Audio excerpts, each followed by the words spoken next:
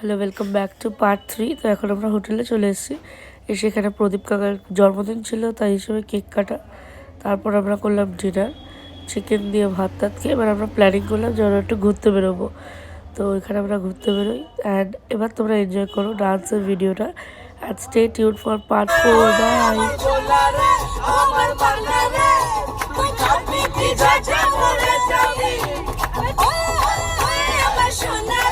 ও আমার মান্না